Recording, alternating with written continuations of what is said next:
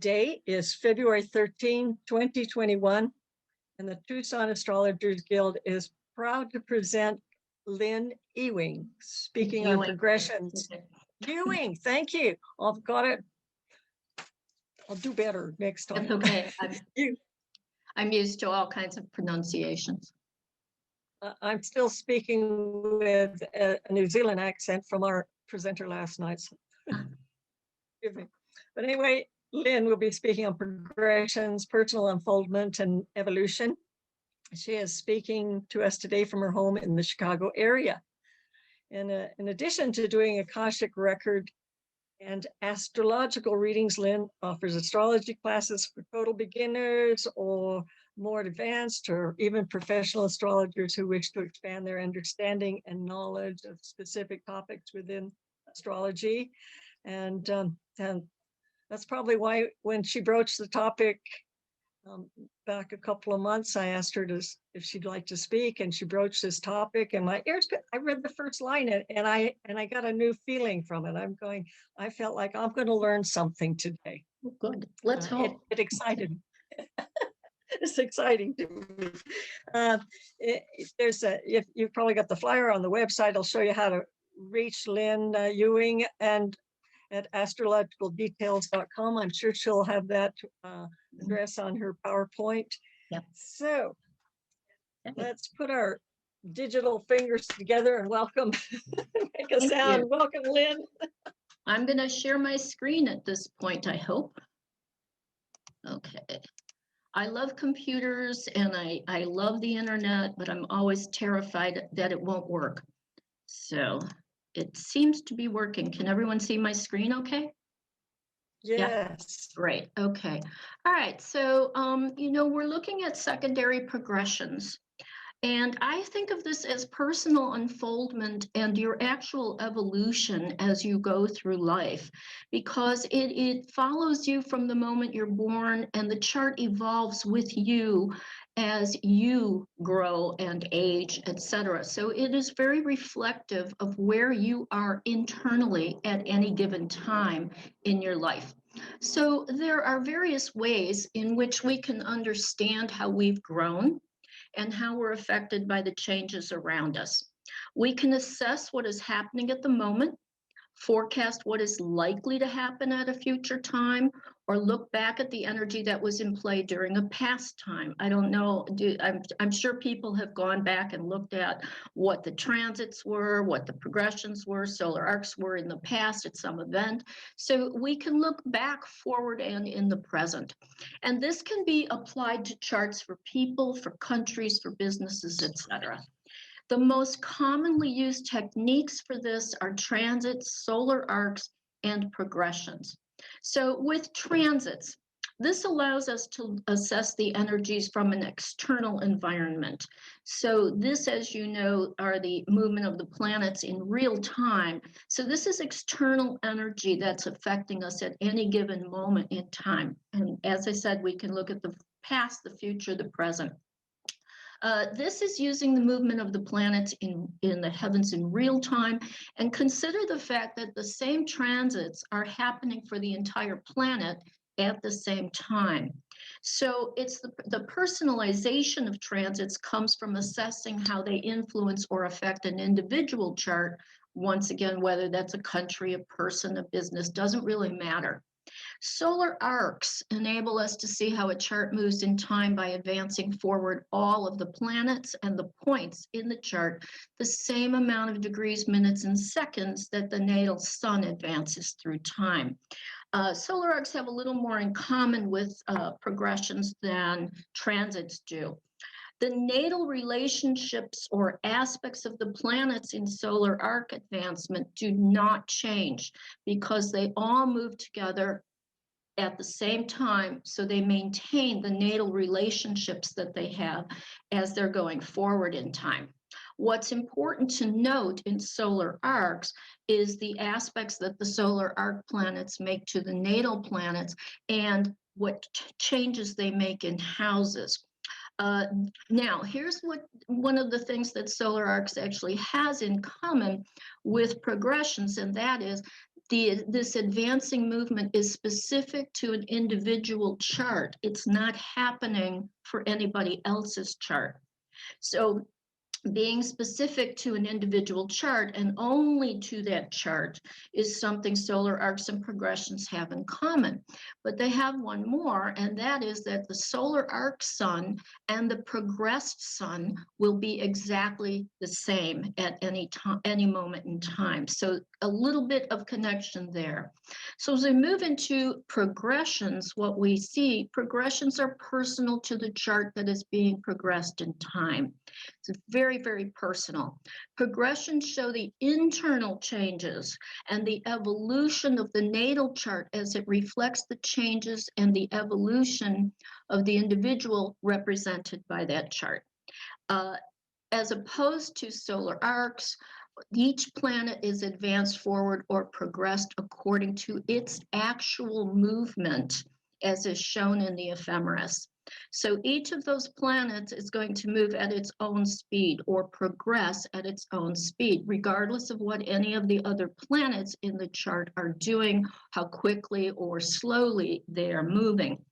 As soon as a person is born, and this applies to the birth of anyone or any venture, the chart begins to progress from its natal position and to reflect the evolution of the individual as she goes through life.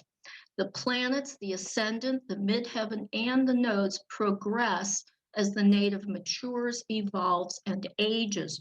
This then is a very personal unfoldment, and it comes from inside of us rather than the outside. So that's probably the most significant difference for progressions as opposed to any other way of looking at the chart or how the chart is being affected. What are progressions? Well, they're the changing planetary energies of the natal chart that affect the native's internal evolution and growth as they move forward, evolve as the native ages. The ascendant, the midheaven, and the nodes moving forward as the native matures, evolves, and ages. This is very personal energy, very personal change. Progressions are more experiential than event-oriented because they are internal. They're not occurring in real time. They're only calculated in symbolic time of the individual's birth chart progressing in time. So while progressions making aspects can and may trigger events, the true importance of progressions is the changing internal evolution of the individual, and it is really reflective of the individual's journey through life. Progressed planets and points making aspects to natal planets or other progressed planets present the strongest energy through conjunctions and oppositions. And those aspects, the conjunctions and the oppositions, are the aspects that you are most likely going to immediately feel. The other ones you will feel, but these are like almost instantaneous. So there are primary, secondary, and tertiary progressions. Primary progressions, pretty close to the same thing as primary directions, are determined by moving each planet 1 degree forward per year of life. So that's very similar to solar arcs. This is once again a symbolic movement. It is not reflective of the actual movement of planets. Tertiary progressions use a day for a lunar month of time or of life each day. So each year is each month, each day in the ephemeris is equivalent to 1 month of life. I have never met anybody who uses tertiary progressions, but they're out there. So if you do, I'd love to hear how you use them. But you would be looking in the ephemeris for this. And of course, with computers and programs for doing charts, we can do this instantaneously. It's wonderful. The more commonly used form of progressions is the secondary progression or the day for a year method of progressing the planets, and that is what we will be looking at today. So secondary progressions are looked at through the movement of the planets for the number of days before or after the birth day.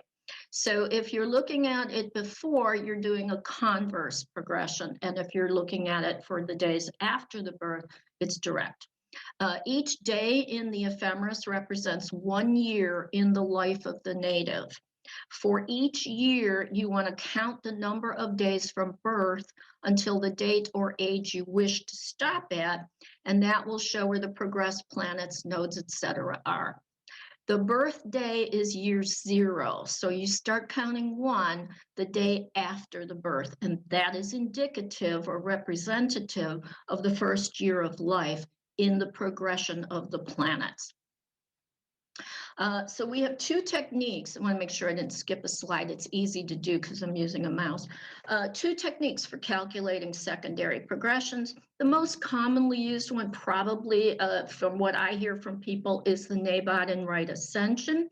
And instead of using the actual daily motion of the individual sun, there's a mean motion. So the sun moves at 59 minutes, 8 seconds for the motion. And so without adjusting for the actual difference in someone's sun speed, by age 30, your calculation can be slightly off. Now, how much off, as you go forward in life, it's going to be more. So this might be something you want to, readjust. You're going to be moving each planet according to its actual movement. So you're going to take from the birth day to the following day to see how much did that planet move in one day. Divide that by 12. That's going to give you the monthly movement of each planet. And certainly you can divide it by 365 to figure out, how much it moves per day. But normally we talk a lot about the progressed sun. So this is where we're looking at 59 minutes, 8 seconds, just a ballpark. Most people are usually saying it's 1 degree. We'll ballpark it at 1 degree. Or you can use the exact numerical advancement of the sun to determine the progressed position of the sun. And planets and points are usually moved exactly as they are moving, so their movement is calculated specifically. Which planets do you progress? Well, that's open to discussion, and certainly you can do whatever you want. Some astrologers progress only the personal planets as opposed to also progressing the outer planets. The idea is that the outer planets move so slowly that whatever they are doing or affecting in the native's life will be there essentially for so long that they do no more than emphasize the energy put forth in the natal chart. How slowly Pluto moves, how much is it going to progress in a lifetime? Very, very little. Same with Uranus and Neptune. Jupiter, Saturn, if you get old enough, they're probably going to progress a little bit at least. Not a whole lot, though, surprisingly. However, it's worth looking at the outer planets in terms of progression, as their movements might make noteworthy changes in the chart. So an example would be you have natal Neptune at 9 degrees of Scorpio, 0 minutes on January 19, 1960.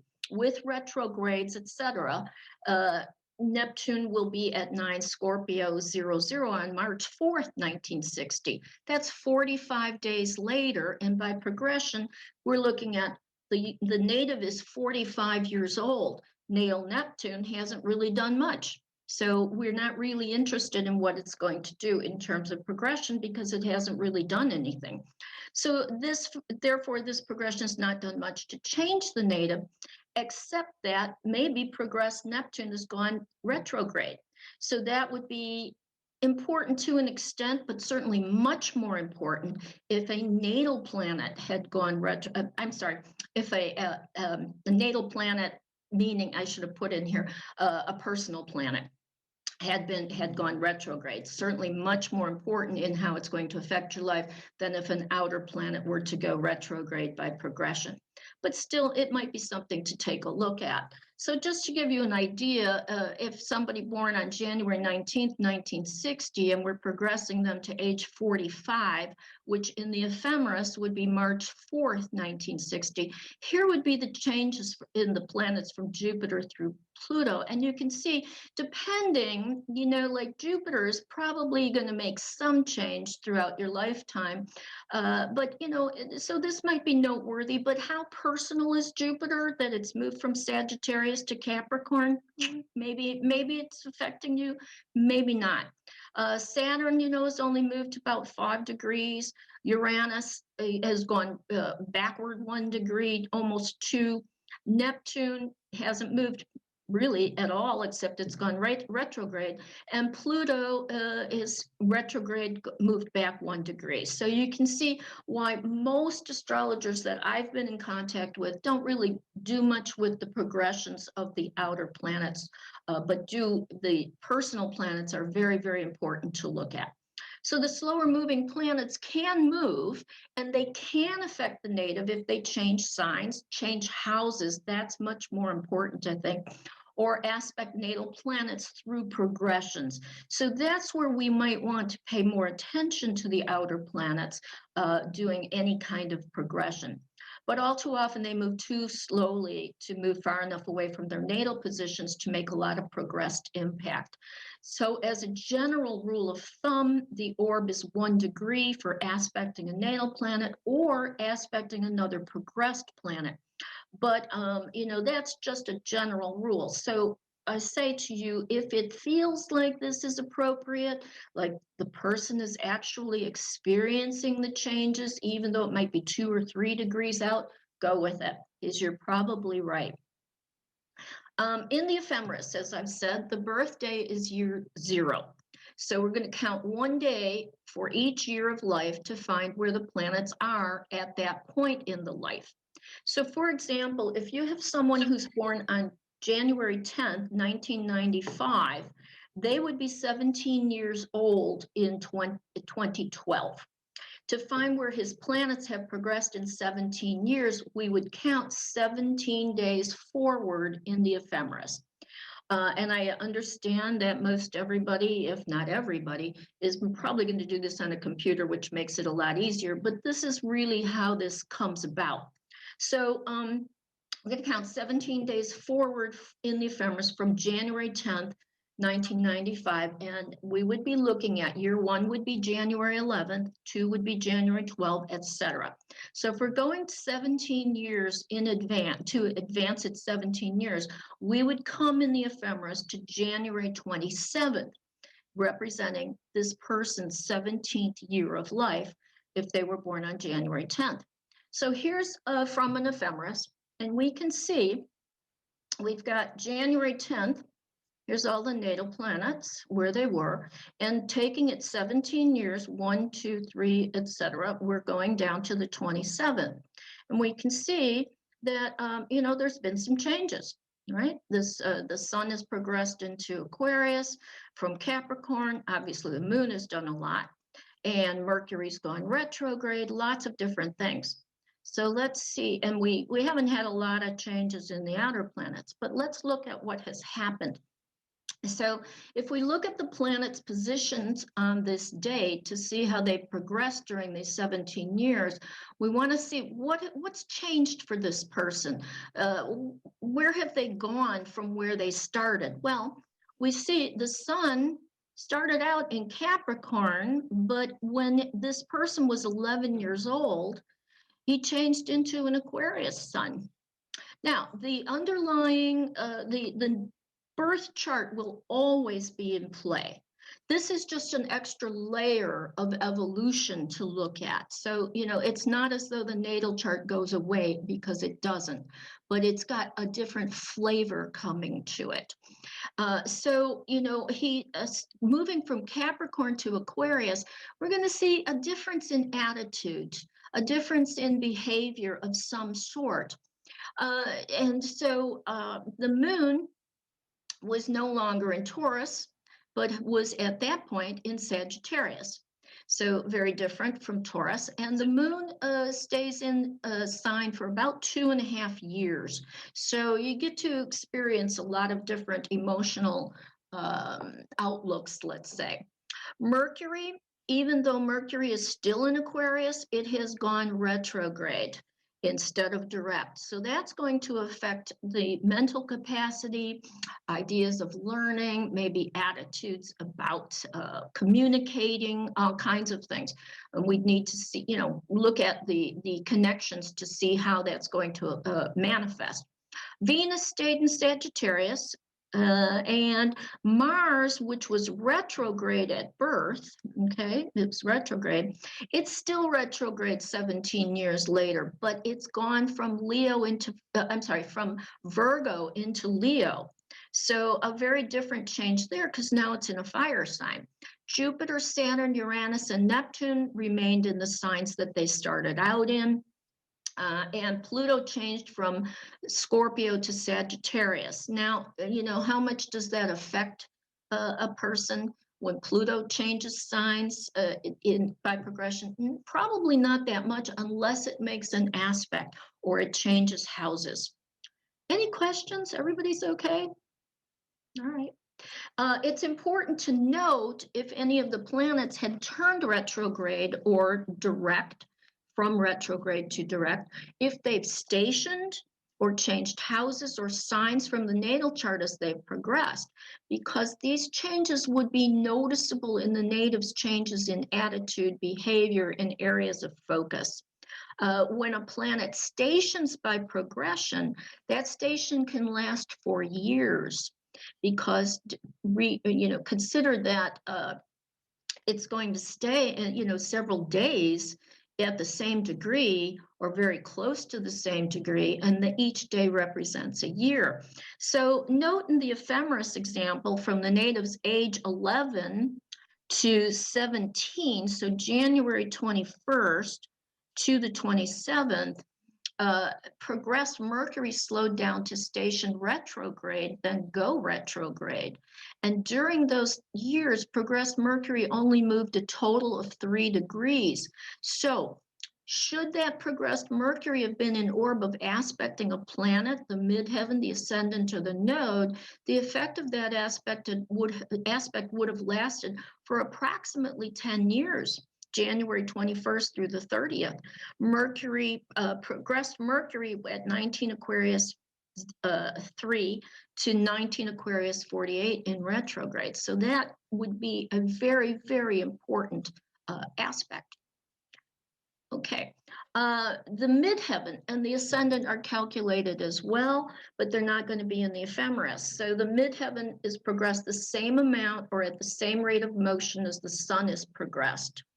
The ascendant would then be calculated from the midheaven position based on the latitude of the birth. So you'd be looking in the table of houses if you were doing this manually. It's possible to just ballpark the progressed planetary positions from where they are in the ephemeris, just looking at across the day, this is where they're moving for this year. If all you're looking at is what signs or houses the planets may have progressed into. However, in order to forecast or time an event, a more exact calculation is necessary. Consider that when the progressed ascendant changes signs, the chart ruler changes accordingly. So this may indicate a difference in behavior as well. The elements of the natal rulership and chart always stay relevant, but there's a shift to accommodate the new ascendant and its rulership. I was very conscious in retrospect. I mean, when it was happening, as I wasn't quite 17 years old at the time, but my ascendant changed from Cancer to Leo. And my whole life seemed to change very suddenly. Like, I had all this attention all of a sudden, and coming from a Cancer ascendant, which isn't really good with that, all of a sudden I was fine with it. And when I became an astrologer, I looked back on this and thought, oh my goodness, this is very indicative of what had happened at that moment in time. So you can really notice that kind of thing. So we're looking at the new rulership of the chart in coordination with the natal rulership from that. So consider that the progressed ascendant sign will use the essences of the current ruler as a coloration to the progressed ascendant. Now, we have 2 different ways that you can look at the progressions in comparison to the natal chart. One way to look at progressions is to erect a progressed chart with progressed house cusps, as well as progressed planets, midheaven, ascendant, and nodes. Controversy, that's the nature of the astrologer, I think. Controversy among astrologers as to whether or not the progressed cusp chart is valid, or if the progressions are only valid when viewed in how they impact the natal chart. Do what works for you. I personally, when I'm doing a reading, I like to take a look at both just for the fun of it and see, because sometimes when you're looking at a chart that's really, it's just laid out differently, you pick up different things, and then you can bring it back to the comparison of the natal chart. But regardless of how you view the progressions in reference to the natal chart, it is important to look at how those progressions fall or line up in the natal chart. So you want to take a look, which planets have changed signs, which planets have changed houses or hemispheres, quadrants, because that is certainly going to be important. What aspects are the progressed planets making to natal planets, to the midheaven, the ascendant, the nodes? And you want to interpret these changes as you would in any interpretation of energies in the chart. Whoops. So the examples we're going to look at right now are back to the person from born January 10th, 1995, 12 p.m. in Chicago, Illinois. So here we have the natal chart, and you can see, where everything is. Taurus rising, sun at 20 Capricorn, very close in conjunction to the midheaven and Neptune. This is the progressed cusp chart for him on January 10th, 2012, so at 17 years old. And you can see he's changed to a Gemini ascendant, going to be significantly different. The Mercury is still in Aquarius, but it's retrograde. The sun and the midheaven have continued to have the same relationship of only being 26 minutes apart. But you can also see that, the sun has moved away. Here it was conjunct Neptune as well, and here it's in a whole different sign. So you can see, you can get some ideas from this, but maybe this isn't really going to speak to you. I will tell you that a few years ago, an astrologer that I'm acquainted with asked me to do a reading for her in comparison with someone else. And by accident, I picked up the other person's progressed cusp chart rather than the natal chart. And I was talking about him as though I were looking at his natal chart. And this was an issue that they were going through, and she wanted some guidance on it. And in the progressed, they'd been together like 26 years and hadn't gotten married. This was the situation. And all of a sudden, he wanted to get married or break up. And she was like, I don't know if I really want to get married. What should I do? And I thought, well, let's see what we can come up with. And I picked up this progressed cusp chart without realizing it wasn't his natal. And he had a huge stellium in his 7th house. And I started talking about that and went on about, blah, blah, blah. And then I said, oh my God, I'm so sorry.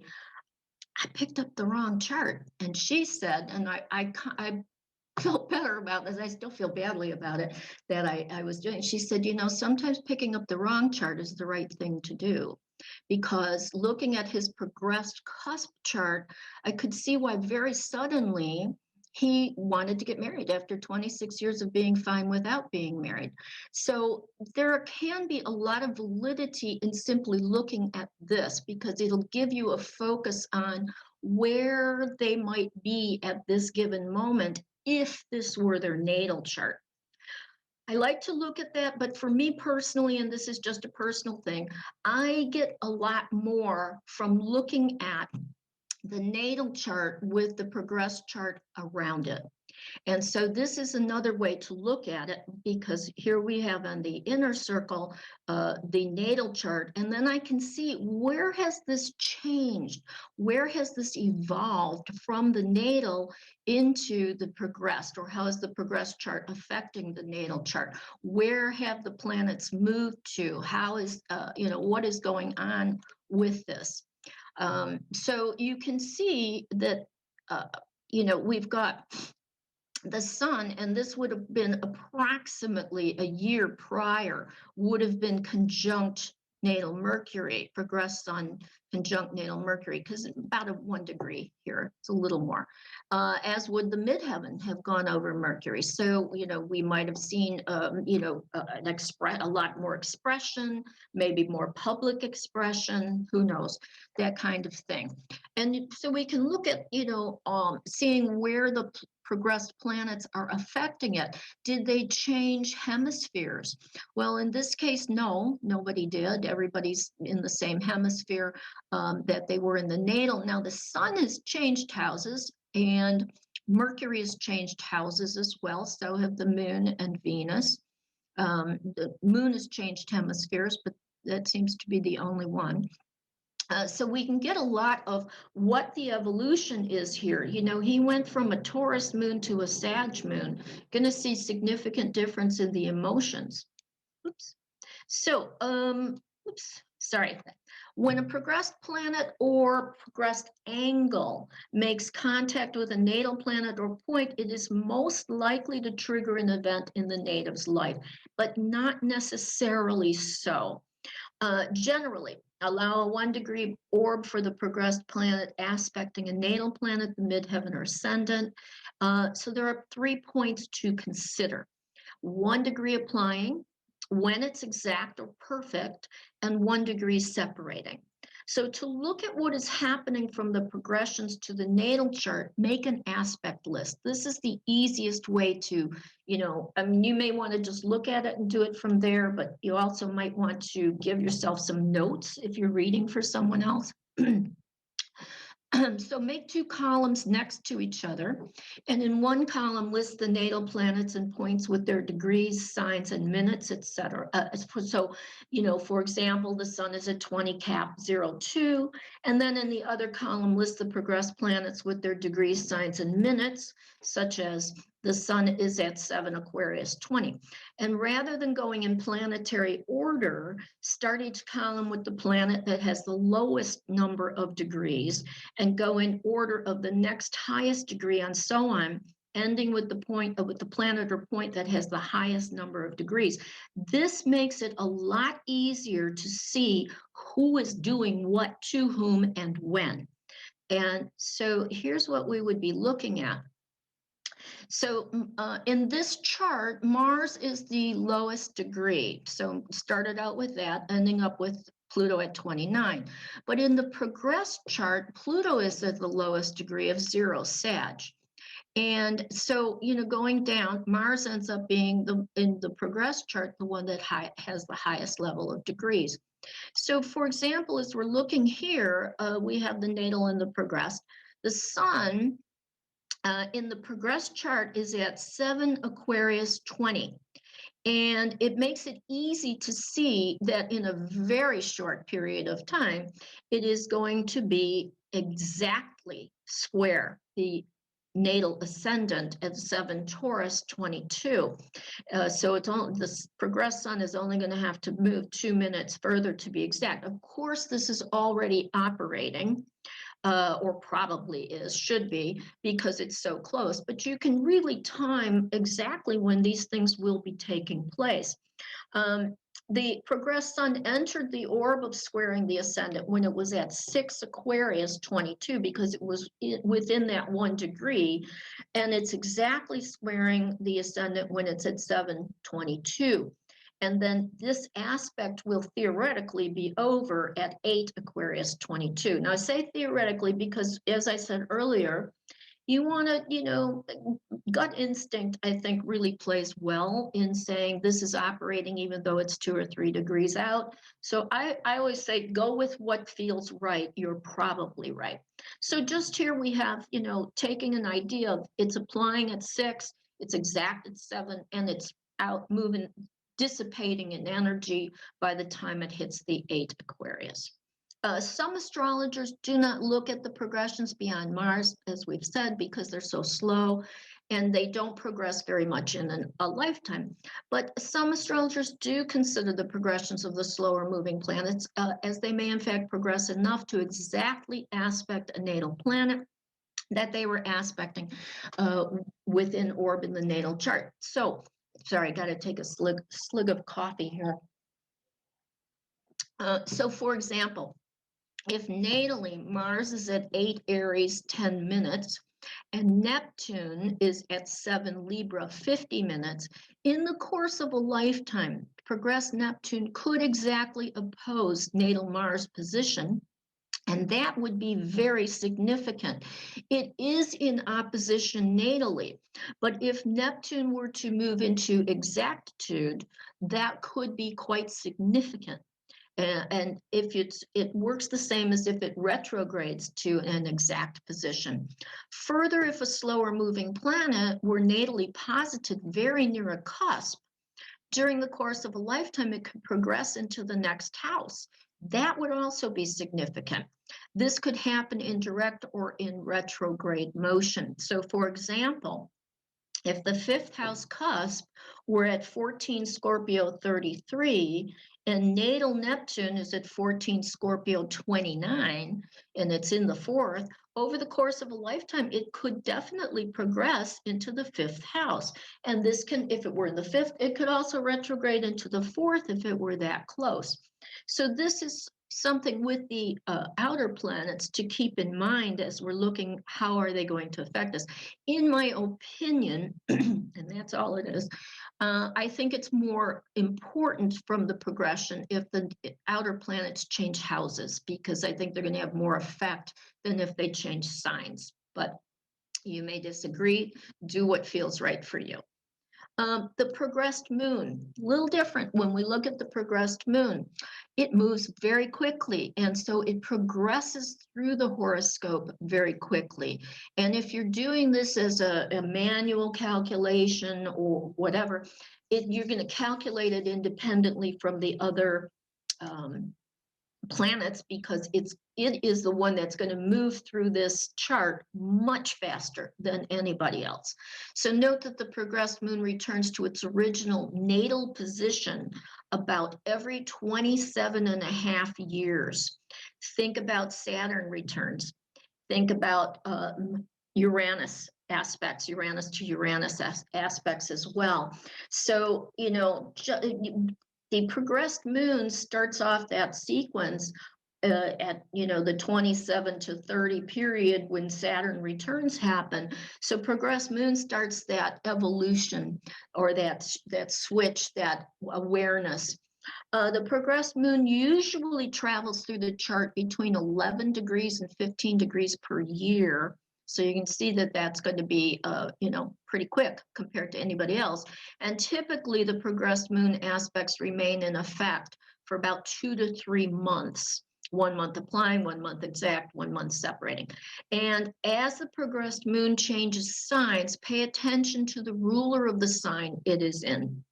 Now, the progressed moon is one that can help to time events that are indicated by other progressed planets or transiting planets aspects.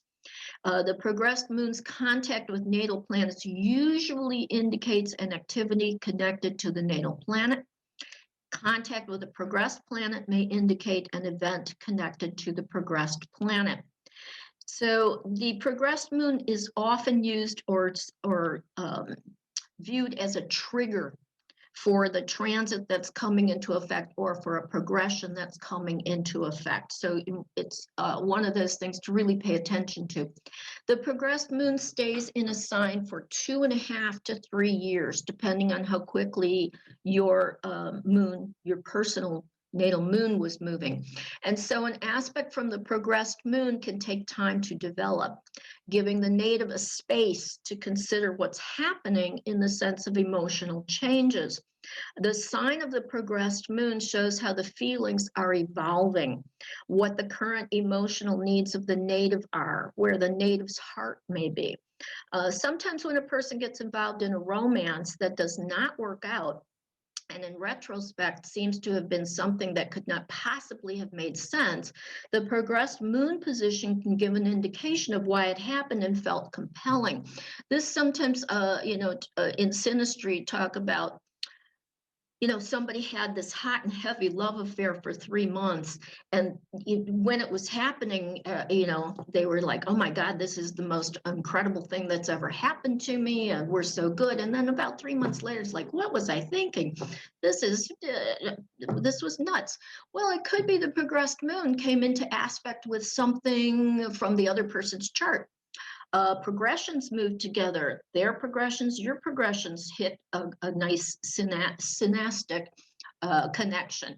Uranus, I sometimes find, is a connection in there too. So this can be important to note, where the moon is and where it's going to be for that amount of time.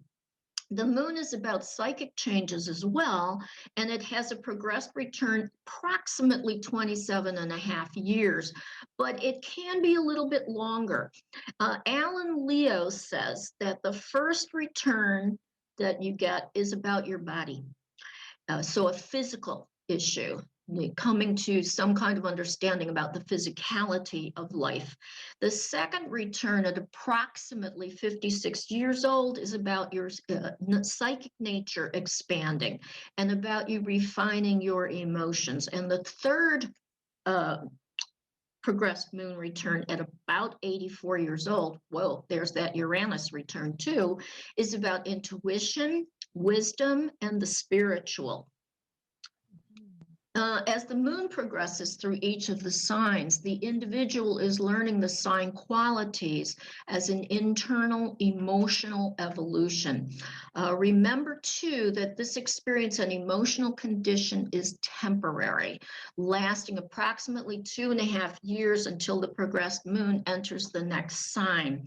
This is one of those things that, I think is pretty interesting to take a look at in your own charts to see, maybe some emotionally significant experiences in life. Where was that progressed moon at the time, and how did you handle it? How did it affect you?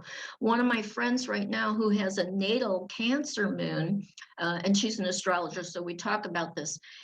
She has her progressed moon is in Aquarius, and it's making her a little bit crazy because she's used to having something that is very emotionally responsive, and she's feeling not so responsive. So it's a very alien feeling for her to have this.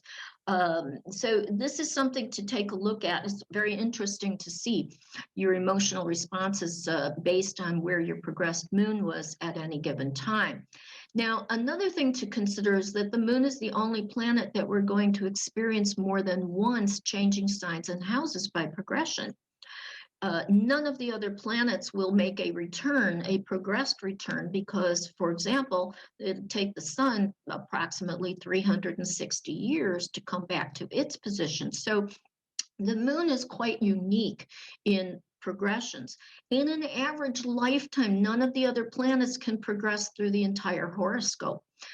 As the sun takes approximately 30 years to transit an entire sign, as does the midheaven. So, if you, and depending where you are in terms of your natal sun degree in your sign, you may, you may change very quickly. If you're born toward the end of a sign, at a young age, you're going to change your progressed sun sign. So as the moon progresses through the horoscope, it has some commonality with Saturn returns, where an individual can experience Saturn transiting through the horoscope 3 times, and a little into a 4th time going around the entire horoscope. Most likely, you're not going to have a 4th Saturn return. I'm sorry to tell you, if you were hoping to live that long, but you probably will have 3 returns. And that will be at certain times. It comes very much in connection with the progressed moon return. As you can see in the following chart, progressed moon transiting Saturn and Uranus have close connections to the changes that they bring into our lives and our personal evolutions. So this is a chart I did actually for a moon course, but I use it in a number of different courses because I think it's kind of interesting to note the connection between what the moon is doing, the progressed moon is doing, what transiting Saturn and transiting Uranus are doing, because they the moon sort of brings in it sets the stage for the other two to make the changes, in the early years. So you can see over here, age 27 and 4 months, that's approximate. You're going to have your first progressed moon return. And I don't know about you, but if I look back to when I was 27, I really was going through these changes, and I had my Saturn return like a month before I turned 30. So I had some time to start thinking about, where am I? What am I doing before Saturn hit? And I really had to pay attention to that. And of course, Uranus was in there. I very typically, as many people do at the Saturn return period, sort of changed my whole life, moved to Europe. But anyway, you can look at this. I think it's kind of interesting to see how closely connected these variations are throughout our lives. So you'll get this in the recording. Now, when considering at what point the native will experience or feel the effects of the aspect and forecasting with progressions, it's better to give a range of time rather than an exact time, because, so something such as January, February 2011, because that's when the energy will begin to affect them, rather than giving them a specific date, because we can tell when it's going to be exact. But you don't want people to focus on this, because this is internal. So it may not trigger an event. It may just be a transformation of sorts in how they're feeling or reacting to things. So, give a month and a year in which the aspect's going to take place, because many times the native will respond to or have an event before or even after the aspect has taken place. So remember that progressed energies are felt as an awareness or an influence, and they may or may not trigger an actual event. So some people will experience the aspecting energy before it comes into orb. Some might experience it later. And that's one of the issues. Sometimes you don't experience what the progression has brought until it's out of orb, and you're starting to, oh, hey, I realized something was going on there. So you look at the overall pattern of the natal chart to make a judgment on what you're doing with that. If the native has a lot of water in their chart, they might be more sensitive to energy shifts than someone who has a lot of air and fire. So as I'd said previously, the 1 degree orb is a standard, a general rule, but you go with any kind of orb that you feel might be more appropriate for that individual's situation. Okay, let's see. Here, okay. Look at the progressed planets aspecting other progressed planets, as well as the progressed planets aspecting the natal planets, because they're all interacting and they may all be affecting. Pay attention to the transiting planets as well, because if a transiting planet and a progressed planet are aspecting the same natal planet, or they're aspecting each other and the same natal planet, you definitely want to investigate the energies in those planets, signs, and houses to understand what energy is affecting the native, where it's going to be playing out. Keep in mind the rate of motion that the planet has, and consider that many of the progressed aspects are in effect for a possibility of 3 years, more or less, because if the slower ones are going to take quite a while to get through. Now, as we look at the progressed ascendant, because we said, we want to pay attention to that, because this is changing how we take ourselves out into the world, and certainly changing the ruler of the chart. In the Northern Hemisphere, the signs of Capricorn, Aquarius, Pisces, Aries, Taurus, and Gemini take much less time than the theoretical 2 hours to cross the eastern horizon, whilst the signs of Cancer, Leo, Virgo, Libra, Scorpio, and Sagittarius take longer than 2 hours to do so.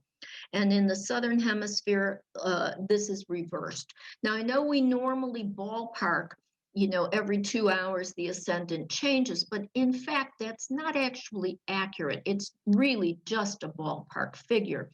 So that doesn't matter so much with the natal chart if we're ballparking it. So I'm saying here, while these differences may not make a difference in assessing a natal chart, they become important when working with progressions, as the ascendant will progress within a different length of time according to the sign on the ascendant.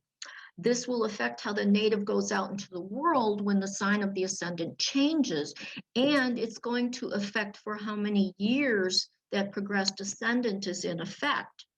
I don't know, does everybody, I mean, I tend to, when we're just talking generally, we'll talk about, oh, you know, if you, every 2 hours, the ascendant changes. But actually, if we're being specific, we need to be more careful about that. So Sophia Mason says in her book, Delineations of Progressions, which I highly recommend, and I have a book list for you at the end of this. I think she's like practically the Bible on this. I just love this book. She has in there the duration of the progressed ascendants, and her example is New York City. So you can see that by progression, this is very, very different. And if you're, you know, if you've progressed into, can't find my little cursor here, if you've progressed into an Aries ascendant, that's likely to last only about 17 years. Whereas if you've progressed into a Scorpio ascendant, that's going to last about 40 years in the Northern Hemisphere. So you can see that this is significant to know what is, you know, how long this might be lasting if you know, talking with a client or trying to work things through. So significantly different for the amount of time a progressed ascendant is going to be in effect, depending on what that ascendant is. Now, let's see what we're going to do to analyze these progressions. You always want to keep in mind what's the natal promise. If the energy or the concept is not in the natal chart, it's not going to manifest just because a progression comes into play. It can be affected, but it isn't going to change it so significantly. The natal chart is always there. So, for example, if two planets are in harmonious aspect to each other in the natal chart, a difficult aspect to them by progression is not going to turn everything connected to them into problems. It may make it a little uncomfortable, but if they get along natally, the negativity or difficulty from the progressed aspect isn't going to change that they get along. It may cause them to not get along quite as well, but it isn't going to make them not get along. If two planets are in difficult aspect natally, having those planets receive harmonious aspects by progression is not going to make things between them easy. It's not going to change what's going on natally, but here's the thing, it may lessen the stress for the duration of the progressed aspect and allow some residual ease from that, but the natal difficulty will still stand. So what I'm saying here is if you have two planets that natally are very difficult, very difficult aspect. And then one of them progresses to making easy aspects with the other one. So by progression, one of them is receiving easy aspects. This isn't going to change the difficulty. It can lessen it while the aspect is in effect. And it may, because there was a period of time in which the planets were not so stressed with each other, it may have a residual effect to lessen the natal difficulty because the person has experienced some relief from it for a certain period of time, and that might stick with them. When there's an aspect between a progressed planet and a natal planet, look at the natal planet. Look to the natal house that it rules and what house the natal planet occupies. Look to see how the two planets relate in the natal chart, as this gives an idea of how they get along normally for the native. A progressed aspect is temporary unless there is something in the natal chart that gives it more staying power. So for example, in the natal chart, the person has Mercury square the moon, making it difficult for her to express her emotions. Because this is a natal situation, it is a lifetime condition. But If by progression, progressed Mercury trines the natal moon, and this will be in effect for a bit, she might feel a sense of openness about her emotions. Although this would not be permanent, it might help to ease up some of the natal inability to communicate emotions and leave a residual effect, we would hope. If the progressed planet and the aspected natal planet are trined in the natal chart, any difficult aspect between them by progression will be easier than if they are natally in difficult aspects, such as in conjuncting each other or squaring each other, because they're used to getting along. So they might have some difficulty, but it won't be that much, simply because they natally get along quite easily. Conjunctions and oppositions are the strongest aspects. If an event is going to take place because of the progressed planets aspecting the natal planet, you want to look to the house that the aspect natal planet rules to see where the event is most likely to take place, and then look to the house that the aspected natal planet is posited in to see where the outcome might be. And of course, the other aspects are relevant too. It's just the conjunctions and the oppositions tend to be strongest in the effects that they have. So I'm sorry, there we go. Aspects by progression. So a conjunction, this is going to bring into life something that you're going to have to confront, that you're going to have to deal with. This could be a person, an individual, or it could be circumstances that have changed.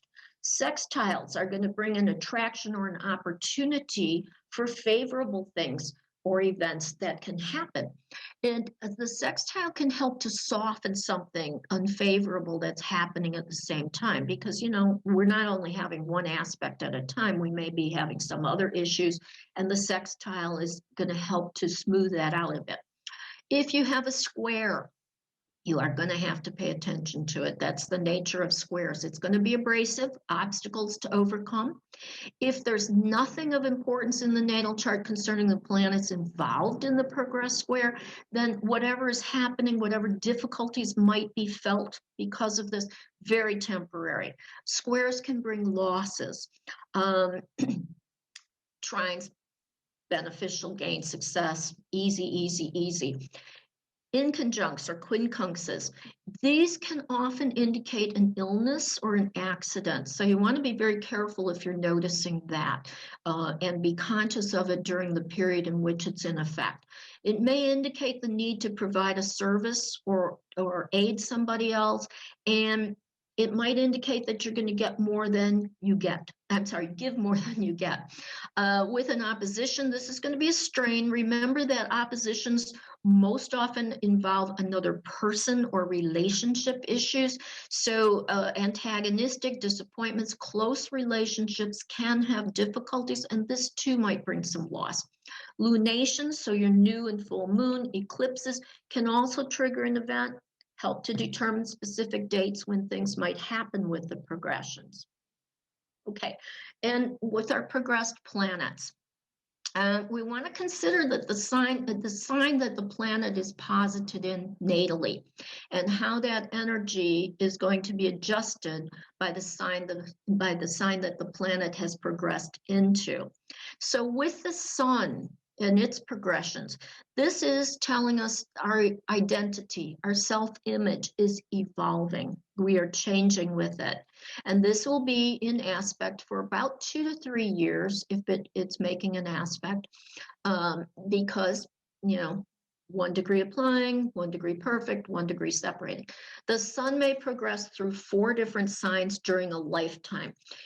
It may not. It's going to be dependent very much on, if you're born at like 0 of a sign, and, you might not make it to a 4th sign, because that could be, depending on what the signs are, that could be 90 years before it goes into a 4th sign. So this is what most likely most people are going to have at least 3. If you're born at the end of a sign, like 29 degrees of something, you probably have a very good chance of going into 4 different signs. throughout a lifetime. With the moon, this is evolving emotions and an aspect for about 3 months total, changes signs approximately every 2.5 years, returns to its original position every 27.5 to 28 years, dependent on, how quickly the moon was moving when you were born. And definitely the moon is going to go through all of the signs, all of the houses in those years. And therefore, the progressed moon is also going to aspect every single one of the planets and points in your chart more than once. Mercury, here we have evolving mental conditions, modes of thought, decision-making, expressions, communication, maybe what you're interested in learning about. And this remains an aspect approximately 2 to 3 years. Venus, well, evolving attitudes about love, about values, about your needs within relationships, 2 to 3 years in aspect. Mars, evolving challenges, how you express energy outward, anger, assertiveness. I mean, think about progressing from Aries into Taurus. That could certainly make a difference in how you express anger energy. It could also be a repression of anger. That could lead to depression, and that too is 2 to 3 years in aspect. Your ascendant is going to be your evolving style of expression, appearance, behavior, involving outward issues, how you bring yourself out into new situations. And the midheaven is that public identity. It's your most visible point. So how you are out there in the world and you're being perceived by the world can be changing. And, the midheaven, along with the sun, is probably going to take about 30 years to change from one sign to the next, because they both move approximately 1 degree per year. Often it is quite noticeable when someone's sun progresses into the next sign, a different sign. The person tends to change, and this is also possible with any of the personal planets changing signs. This is what I'm saying with the outer planets changing signs. You're less likely to notice it simply because they're not personal. Have you ever known someone for a long time and they like certain things a lot? They always behave a certain way. And then it seems that suddenly they're not the same. They don't like what they liked, or they're doing things where where did this come from? You aren't normally like that. The reason might be, and I think it's very noticeable with the sun, or it's a very personal planet that has changed signs. I will tell you that when my progressed sun changed from Sagittarius into Capricorn, I really noticed it. I mean, hugely. And I wasn't paying attention to astrology at the time that happened, but I was in a professional capacity where I could make a schedule, but it could change instantly. And I enjoyed the idea that I don't really know what's going to happen at any time. It could be anything, and I'm going to change with it. And I was finding that a lot of fun. And all of a sudden, I thought, I'm tired of this. I want some structure to my life. I want to know when I'm working and when I'm not. And I want to know if I've got a day planned, that day is what's going to happen. And I thought, something's going on here. I better check those progressed planets. And guess what? I had gone from 2959 Sag into 00 Capricorn. And it was the most extreme change that I have ever felt. I mean, it was so blatant. So, things like that can happen. I'm still in the Capricorn, just so you know. It's a little bit different, but it's pretty good. Okay, so keep in mind that progressions are about the evolution of a soul. Even if the soul does not accept the internal changes and progress, the external environment will cause the changes to occur or progress. The real difference for the native is his consciousness or unconsciousness of the change. So remember, keep in mind always that these progressions are very internal. They can be expressed externally, but the real issue is what's going on inside of someone. Now, Does anybody have any questions or comments? Because we're going to look at charts now of you. So, anybody? I do. Okay. If I can interrupt for a minute. Of course, please do. What's your feeling about noting the planet doing the progressing and its rulership or house placement natally and having, does that effect come in? Yeah. Certainly, if you want to see where it is, you want to see its condition in the natal chart, to see what is the native's experience with the energy of that planet normally, because that's going to help you understand how they're experiencing the progressed planets changing things. Does that answer your question? I'm not sure. Please let me know. I think so. I think just say a planet's progressed into the 7th, but natally it's posited in the 5th. Yeah. Will the 5th house type areas of life be affected when that progress into the 7th is making an aspect to something else, some other house? Does that? Yeah, that's a good. Don't stay unmuted so we can just converse. Yeah, let's say the sun is in your 5th house. Now, that's not going to change. So you're always going to have what's natal. You're going to be creative, maybe more interested in romances than in committed relationships, etc. But now that sun has progressed into the 7th. And you may think, I am much more interested in a committed relationship than I ever have been before, because your consciousness is now in a different place. It doesn't negate what happens in the 5th. It doesn't negate where the sun is natally, but it may change the emphasis of it. Is the progressed sun making an aspect to the natal sun? Is it sextiling it? Is it squaring it? You got to look at, are there interceptions, whatever, and that might be, maybe something like, yeah, you get into committed relationship, but boy, it's hitting your ego pretty hard, because that progressed sun might be squaring your sun in the 5th. So I'm in this zone of wanting to be in a committed relationship, but at the same time, I'm feeling kind of like my individuality is being challenged here. And if it were, say, yeah, and if it were, say, the same scenario, but natally, but by progression, the sun was squaring Mercury in the 4th, would that 5th house sun of flavor still be part of that combination? I think that's what I'm. Yeah, because what's happening in the natal never goes away. Okay. It's just colored, by what's happening in the progression. Gotcha. Thank you. Sadly, astrology is so complicated. It's hard. It's like, whoa, there's all these possibilities of things that can be happening at any given time.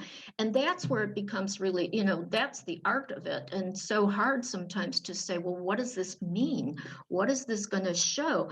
And that's where I think it helps to talk to the client or the person you're dealing with, because a lot of times, I don't know if you've ever heard the expression, but people speak their charts.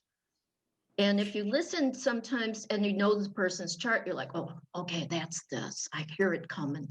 But so you really have to look at, all the parts of it that are operating at any given time. Does that answer? Oh, yeah. Thank you. Good. Thanks. Gail, did you want to say something? Yes, Lynn. Of course, it's come up. I could have asked this repeatedly, but what house system is your favorite? I mean, personally, I use Placidus, but this doesn't matter. It can be any house system. It doesn't matter. I use Placidus. I'm kind of looking these days at whole house. I get the validity of it, but Placidus, my chart in Placidus works exactly perfectly for me. And outside of Placidus, there are a lot of elements that don't fit. So, one of my friends who's an excellent astrologer and used to be a Western astrologer became a Vedic astrologer several years ago. And, you know, he's like, oh, don't use anything but whole house. You got to do this. I'm like, yeah, whatever. Why don't you use that? And I said, you know, why don't you become a Vedic astrologer? He, by the way, is a Leo sun with Aries rising and an Aries moon. So, you know, I rag on him about that. I'm like, I live in a Western world, and this fits where I live. I have an interception in my chart that really plays out. And without it being in Placidus, that's gone. And that would say things that happened in my life or how I've lived my life didn't really happen. So Placidus works for me. And I think everybody has to find their own house system that works for them. Whatever is working. Yeah. Whatever's working for you, keep on using it. Right, and it all works, you know. Several years ago, I did a 2-day workshop in Chicago that Robert Hand was the one doing it, and somebody asked him the question I've always wondered, because I would always tell people, well, all the systems work, and they'd say, how is that possible? I'm like, I don't know, but they all do. And somebody asked him that question, you know, because he had changed from Placidus to whole house by the time he gave this workshop. And so somebody said, why, you know, how is it possible that they all work? And he said, and I thought, wow, it's perfect answer. He said, it's like saying the same thing in different languages. You're saying the same thing, but how you're saying it is different. And I thought, I wish I'd been smart enough to realize that, because it's very logical to see it that way. But that's, you know, you find your own house system. Yeah. I love that quote. I do thank too. you for bringing that quote. I share it as much as possible because I think it hits home really hard. That makes total sense. Anything else before we look at individual charts? Nope. Okay. Well, now, you know, feel free to jump in as we're looking at your charts because they're you. And I'm not analyzing them completely, but we're going to see how we would start looking at this and a way in which to deal with these things. I'm checking the time. We're good. Okay, so the following 6 slides, we have the natal chart as the inner wheel. The progress chart is the outer wheel, and that is as of today. Now, when I start to look at a chart, you know, and certainly you don't have to do this, I like to do this because it gives me just another layer of understanding someone. And, you know, for example, I'm a Scorpio sun with Cancer rising and a Virgo moon. And I'm a sign, my sign signature, however, is Pisces. And my partner, who is no longer with us, was a Pisces sun, Cancer moon, and Capricorn rising. And when we did all his planets together, his sign signature was Scorpio. So my sign signature was his sun, his sign signature was my sun. And I thought this was very relevant to me to understand how easily we connected and got along. So I always like to look when I'm starting out looking at someone's chart, I like to look at what their sign signature is, which is the combination of all of their planets, because even though it doesn't seem to connect with their sun, moon, rising, whatever, it gives you some overlay of a flavor of how they might be responding to things. So I've used the sign signature in all of these because I want to see, has your sign signature changed from what it was natally? Because that's going to tell me a little bit of something of how you've evolved already. So if you're not familiar with the sign signature, you count the planets, the midheaven, the ascendant. And some people, if you're using asteroids, I know some people count the asteroids in that. You don't count the nodes, although some people I'm sure do. I don't. So I do, and I don't use asteroids. I'm very simple. I'm sort of a cross between traditional astrologer and a modern astrologer because I do use the outer planets. so you look at the planets, the midheaven, the ascendant, and you always have to, if you don't come up with 12, then you know you missed something. And you want to count the number of cardinal, the number of fixed, and the number of mutable signs. And then you also want to count the number of fire signs, the planets and points in fire signs, earth, air, water, which also should equal 12. And that's going to tell you what the sign signature is for that person. So I wanted to make sure we understood that before we look at the charts, because I have used that in this. So here we have Carolyn, and Carolyn, you can jump in anytime. Natally, remember we said we want to see, have we, I need to change how people are showing on this so I can see everything.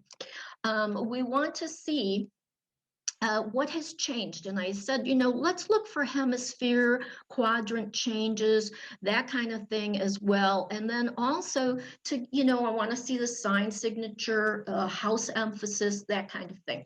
So in her natal chart, she only has 2 planets above. And by the way, I noticed that I think there was only one person who submitted a chart who had more than 1 or 2 planets above the horizon. And I thought that was pretty interesting, that basically the more introverted people are the ones who gave their charts. I have all of my planets except for Uranus below the horizon, so I'm one of those 2. So 2 planets above, but progressed, look at that. There, and Neptune's barely above in the natal. But in the progressed chart, there's only 1 planet above. So has she sort of become even more internal as she's progressed, even though Neptune above the horizon is not that big a deal? I would consider it more the idea of a personal planet. But her sign signature natally is Taurus. And here's how I looked at this. Here's at the bottom, I've listed, she had 4 planets in cardinal signs, 6 planets in fixed signs, and this I've also included the ascendant and the midheaven in that, and 2 planets in mutable. She had 2 planets in fire, 5 planets in earth, 2 planets in air, and 3 planets in water. So that's how fixed earth. So that's Taurus for her sign signature. But in her progressed chart, her sign signature has changed into Cancer. Now, this may or may not be something that Carolyn is feeling, but it gives an idea that maybe she's a little bit more open emotionally, maybe a little moodier, maybe a little more sensitive as she's progressed into this. I don't know, Carolyn, you can jump in if you want. You don't have to. Can you hear me? Yes. Okay. Well, after many, many years of living in an apartment, my husband and I just bought a house. Oh. I think that whole Cancerian thing of wanting to nest and actually have a place. And yeah, I'm definitely more emotional now. I'm kind of a little perimenopausal right now, probably that age.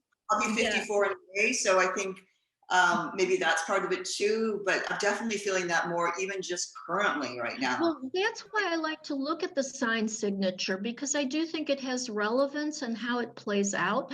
You don't have to do it, but I just find it fun to see how people have changed. And so here in your natal, I don't think you really have much of an emphasis on any particular house. I mean, the most you've got is 2 planets, but it's not that. But look at in the progress chart, we've got an emphasis on the 3rd house. So that local environment, maybe communication. Do you want to address that? Well, we just, we moved back to a neighborhood in Tucson. I was here 16 years ago, I left and just moved back in the same neighborhood, literally a street away from where I used to live. Oh. And I love this neighborhood. Neighbors are great. It's so friendly. It's wonderful being back in Tucson, but it's particularly really lovely being back in this neighborhood. Uh-huh. And I know more of my neighbors here after living here a few months than I did in all the years when I moved back to my hometown in California. Mm-hmm. I'm not originally from Tucson. I lived here years ago and then moved back to California for a lot of reasons, and I missed it so much here. This really feels more like my home. That's wonderful. And the neighborhood is very, very much part of that. Okay, and what third house is neighborhood. So, Yet that I'm not close to my siblings anymore, which is sort of funny because I'm actually more, I'm not estranged from my siblings, but I'm less close to my sisters for a lot of reasons than I used to be. And we all live now in different places too. So that's very interesting. Very interesting. That's great. And as you're talking about your sign signature change to Cancer, look at all these planets in Cancer now too. I mean, you have your progressed ascendant is Cancer, so the moon becomes even more significant in your chart.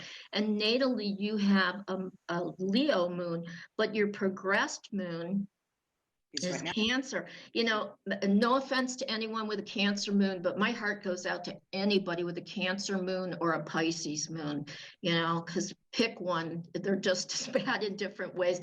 I think they're like, having a Cancer ascendant is tough enough, but having a Cancer moon, everything hits you. And, I do aquatic therapy for a living, and we're building a pool in the backyard. So it's part of that whole water. I think that returns to God. That makes sense too. My own pool in the back. I worked all these years doing the same thing, aquatic therapy, but we're going to have it at the home. Like I'm going to be able to work out of my home again in my backyard in water. Now consider too, this is all these planets going here are going to progress into the fourth house. So it's only going to get even more so. But it's also interesting to note, look at Jupiter has progressed into the fourth house. So, you've got all the Jupiter stuff going on, good things in your home. We're definitely expanding. There's so much construction going on inside and out right now. So it's a little bit crazy. But yeah, it's expansion for sure. That's great. Yeah, and good. And you've got both Venus and Jupiter progressed into the fourth. So all good stuff in that. And so, you want to look at what has changed signs. Now, when you get to be past a certain age, you're going to see this has significantly changed from your natal chart.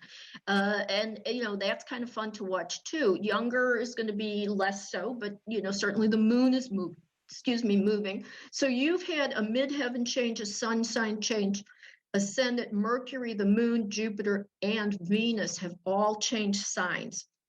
Wow. Now, natally, you have the sun conjunct the ascendant and Mercury, and you still have that, but now you also have the moon involved in that conjunction.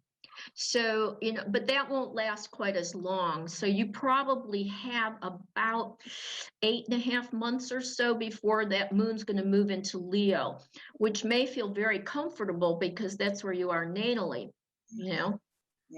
I'm a performer too at heart. That's when I do ballroom dancing. We really miss performing. This last year, we haven't been able to compete or perform, but we're just now preparing for a virtual contest in a couple of weeks. But we really want to get back out. Maybe by the time my moon goes back to Leo, I'll be ready to perform out in the public again.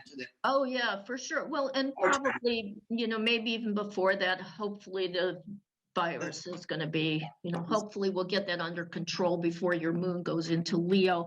But you might just be in preparations for it or whatever. Yeah, because what are they saying? I'm not sure at this point what they're saying, and that they'll have the whole country vaccinated. We're in bad shape here in Chicago in terms of where we are. Really bad. Not a lot of vaccination happening. They can't get a hold of enough of the vaccine. So I don't know when it's really going to happen for everybody, but that might fit. You might want to watch that just for fun to see how that plays out. But okay, so what else has changed? Well, in her natal chart, she has Mercury direct, but Mercury is retrograde by progression here. And I did not check when it went retrograde, but you might want to check that in an ephemeris or, play it in the program, a computer program, depending how you want to look at it. So, you might be, in terms of communication or thinking or thought processes or whatever, you might have much more of an internal dialogue going on than you used to. And, that kind of a thing. Pluto, Uranus, and Mars were retrograde in the natal. They've turned direct by progression. So maybe an ability to put that out into the world more easily, because retrograde planets are much more of an internal expression or experience as well. So the Sun and Mercury are in the first house in natally, and they've moved to the third house by progression. So that emphasis, which we've just heard Carolyn share, that neighborhoods become an important thing. I used to be a real estate agent. A lot of times people bought a place that wasn't as great as another place, but they loved the neighborhood and they bought it because they wanted to be in that space. And so what you're saying makes a lot of sense. Venus was in the second house. Lucky you. Money's not going to be your problem. And now it's moved to the fourth house, but it's at 29 degrees. So you've got to change very imminent. I don't know how fast your Venus is moving, but it should be changing into Virgo pretty soon, because you've only got 4 minutes till it changes to 0. So not, pretty soon. That'll be different. That might be a time in which you get very specific about decorating in the new house. Mm-hmm. Venus in Virgo. Definitely putting a lot of money into the house right now. So. Yeah. Well, with Jupiter and Venus there, Right. Right. Let's spend. But Venus in Virgo is very much about the details. So, that could be a good time to do that. And then Jupiter, as we said, has moved from the third house natally into the fourth house. So, bringing that's a wonderful placement for both Jupiter and Venus to be in your fourth, bring a lot of good stuff into your home life right now. And family and things like that. Any questions or comments, anybody? I was just going to say, you mentioned the Mercury retrograde by progression. I've been connecting with old friends, since I got here. A lot of, and then, just a lot of neighbors, people I haven't spoken to in many years, and that's really appropriate. Perfect. Thank you so much. That was so so insightful. Lynn, I did notice that her Mercury went stationary retrograde back in 2010. I didn't figure out the exact month, but okay, yeah. What was going on in 2010 for you, Carolyn? Do you remember? My husband. Oh. Yeah, that was a big deal. That's a big deal. We've been together 11 years, so just about exactly. So yeah. Well, that's an important event, yeah. And it went stationary. So did you find when you met that there was like a really communicative experience happening? It was like coming home. It was like coming home, just familiarity. It's familiarity. So. But astrology doesn't work. You know that, right? Yeah. So this is a big believer now. He's a big believer. So it's kind of fun. Yeah. My partner didn't believe in it either, and we used to do motorcycle trips. And when the first one we did, I did a chart, and I said, "Well, this is the time we live." He's like, "No, nobody leaves on a motorcycle trip in the afternoon. Find a morning time." I'm like, "Oh, but that's not going to be good," and blah blah blah. And it was a great trip, but weather was terrible. And after that, we did another trip, and he left the time I said, and it was torrential downpours. We rode between them, never got wet. And I mean, seriously, it was amazing. Even I was shocked. And after that, he started saying, "What time do we leave?" I'm like, "Well, this one we've got to leave the night before and stay in a motel if we're flying." He said, "Okay, I'll make those reservations." Thank you. So it really, it works. Okay, let's move on then. We're with Lynn. Okay, so Lynn, if you want to join in, that would be great. So we see that natally, she has only 2 planets above the horizon, and nothing changed in that respect in her progress chart. So she's still much more concentrated in the internal part, the personal part of the chart. But her sign signature has changed, but it changed into another water sign. So she had a sign signature of Cancer, and now she's a Scorpio.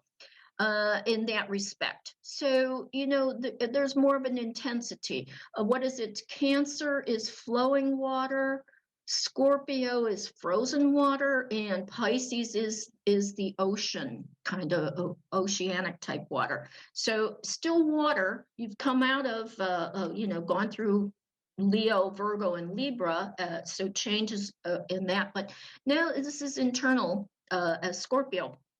Now, in the natal chart, we've got a first house emphasis. We've got 4 planets in the first house, and Mercury operating in both the second and the first because it's very close to the cusp. But in the progress chart, we've got a 5th house emphasis. And, you know, the sun has been here quite long. So it was, let's see, what's that? 12 degrees, a little less than 12 years, about 20 years. It's been in maybe 21, something like that, in the 5th house. So that would have been 2000. You might have some ideas of what's gone on there. So we're looking at a difference from the first house being a focus to the 5th house really being a focus. So a lot of creativity. Maybe you've had children since then. I don't know. What's changed signs? Well, the midheaven and has changed signs. The moon has changed signs from Cancer to Virgo. Mars, the ascendant, Venus, Jupiter, the sun, and Mercury. So everything pretty much of all the personal stuff has changed signs. In the natal chart, we have the sun conjunct the south node. And in the progressed, we have the sun conjunct Venus and Jupiter and Mercury. Mercury in the natal and Pluto in the natal are direct, but they are both retrograde in the progress. So once again, we've got more of a Mercury internal communication kind of thing happening, thought processes. And these planets have progressed into Scorpio.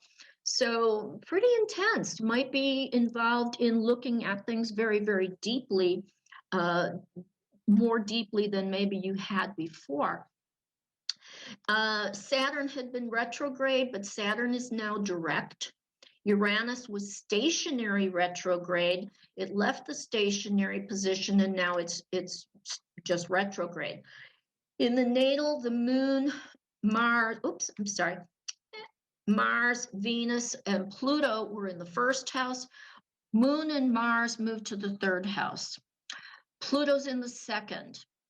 Venus is in the 5th, so they've changed. Mercury and the sun were in the 2nd. They've moved into the 5th. Neptune was in the 3rd. Neptune's now in the 4th. Jupiter was in the 4th. It is now in the 5th.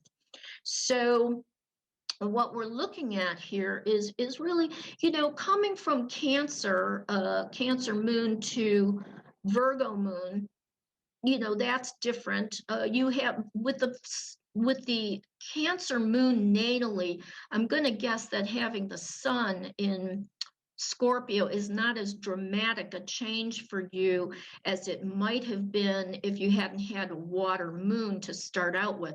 But certainly the sun moving from Leo to Scorpio is a significant difference. And so do you want to, you know, and then you've got the moon in the 3rd house, Mars in the 3rd. So maybe neighbors, communication, maybe you're writing, doing any kinds of things like that. It's interesting that you have Venus and Jupiter together. That's awfully nice, and conjunct your sun. Lynn, do you want to comment on anything? No? Not really. I just wanted to hear what you had to say. Okay. Anybody else want to make any comments? Nope. All righty. Then let's move on. And we are at Jamie. Okay. So in her natal, she's got 2 planets above. By progression, there's just the one now. So started out with a sign signature of Aquarius, and now she is a Leo. Now there's an interesting change because those are so opposite one another, but certainly along the same polarity, you know. So what are we looking at? Individual as opposed to the group kind of consciousness. Now I thought this was very interesting too, that in the progressed sign signature, she doesn't have anything in Earth. So she's missing that element. And I would be interested to know if somehow you've changed into being a little less practical about things, or maybe, needing to have a result from things, and where now it can just be for the pleasure of having done something. It would be kind of interesting to know how that worked out. In the natal, no particular emphasis on any given house, but very much an emphasis on the 5th house stellium, and a huge stellium in Leo, spanning 2 houses. So that's very interesting too. She's had the sun, I'm sorry, we'll start with what's up here. Mars, Venus, the sun, Mercury, moon, the ascendant, the midheaven have all changed signs. Jupiter went from retrograde to direct, so better able to grab the benefits of that. Or to be able to express them outwardly. Natally, she had Mars and Venus in the 1st house, but now Mars is in the 3rd, and Venus has moved all the way to the 5th. Sun and Uranus were in the 2nd, and now the Sun's in the 5th, Uranus is in the 3rd. So, maybe some unexpected or unusual things happening in the neighborhood, or where you are. It could be also, you might be writing or expressing differently, maybe some interesting things with siblings, don't know. Mercury was in the 3rd, it's now in the 4th. And your ascendant has moved into the 4th as well. So, putting yourself out, maybe much more involved in being at home, or not as out there as you might have been previously with you, because now your ascendant is in Cancer. It was in Aries. So, there's a big shift there. Saturn was in the 4th, it's now in the 5th. So even though Saturn wants practicality, even though it's in Leo and the 5th, so maybe that compensates a little bit for the lack of Earth, hard to say. Moon was in the 7th natally, but now it's in the 4th. So even though it's in Leo, I would say being in the 4th gives it quite a bit of sensitivity being in that space. Does Jamie want to comment on anything? Oh, yes, sure. I have been more of a homebody. Can you hear me? Yeah. Okay. Lately, of course, as most people have been, Yes, but don't have a lot of choice. That's right. But we've been our family's been having Zoom meetings, and we do games on Zoom from the East Coast to the West Coast, and we are going to now link up Oculus 2 sets in virtual reality. Wow. And in our neighborhood, we have a new house that's being built right across from us. And the former house that was there burned down a few years ago. So that's, and I am meeting new neighbors in the neighborhood that I haven't met before. And let's see, in reference to the 5th house, I've had some, my Mars return chart is in the 6th house now. So I've had a few health problems. I don't know if it shows anything. It looks like Venus. 2 Neptunes. Well, Neptune is natally in your 6th, and it doesn't progress very much. As you can see, right. The biggest difference with Neptune is that it's not retrograde anymore. Oh, good. This is why I say, most astrologers by progression, don't pay a whole lot of attention to the outer planets, because they really don't do all that much. Okay. They can change houses, but they don't really, Jupiter and Saturn are more likely to do something, but not usually, don't bother with them too much either. But yeah, so what's going on with the 5th house emphasis? Oh, the 5th house emphasis. I'm getting involved in new forms of art and also computer art, just with the Apple Pen and things like that. But I did.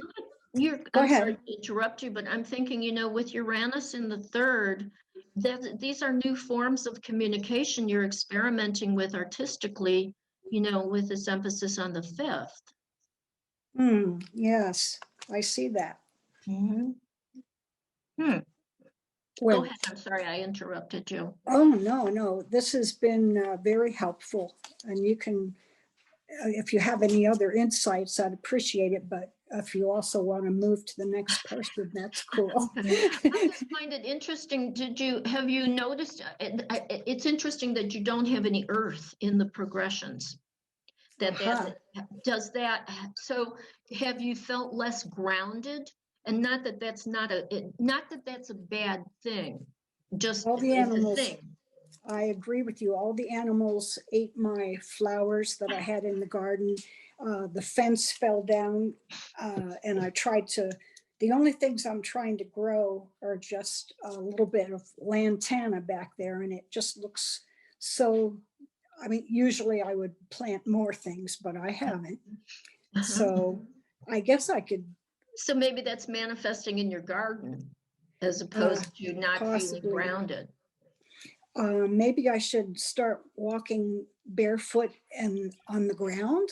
Would that help? If you feel that you need to be more grounded, then yeah, that might help. But if you don't feel that you need to be more grounded than you are, then nothing, it doesn't mean there's anything wrong. It's just a point of It's interest. stage of the progressed chart. Yeah. Right. Yeah, and I think it's kind of interesting from a karmic kind of perspective to ask, well, why don't you need any earth right now? How come you don't have any earth? Because maybe this is a period of time in which you're not supposed to be grounded, when you really are supposed to be in the clouds and not thinking about the practical things, but thinking about what's out in the cosmos for me.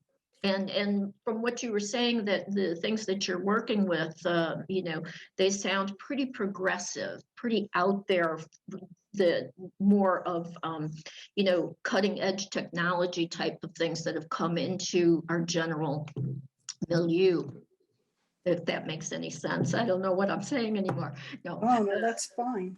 Yeah, so that might That's be very why helpful. I don't need earth right now. I need to be out in the cosmos, so I'll get earth later when I progress into something earthy. But it's very interesting, and it's interesting too. I do find it quite something to look at, that you've progressed from an Aquarius natally, from the sign signature to Leo. So going from, yes, I'm about everybody else, now I'm about me. And that's, I think, much more highly emphasized as well by all those progressed planets in Leo, and being in the 5th house with all of that. So it really does sound like a time in which you get to explore you as the individual, as opposed to you and how you relate to everybody else. Although you are relating to everybody else as well, but there's much more of a what about me and what am I doing with me kind of attitude for you. Mm-hmm. Yeah. Well, great. Did you want to say anything else? Oh, no, I don't have any insights today. Okay. Well, great. Thank you for sharing your chart. Thank you. Okay. Tracy, where's Tracy? Okay. I'm here. Okay.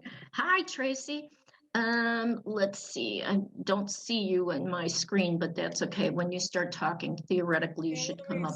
Start my video again. Ah, there you are. Okay, so here's Tracy, and natally she's got 2 planets above. Tracy, you got a 3rd one above the horizon. Yippee, you're a little more outgoing.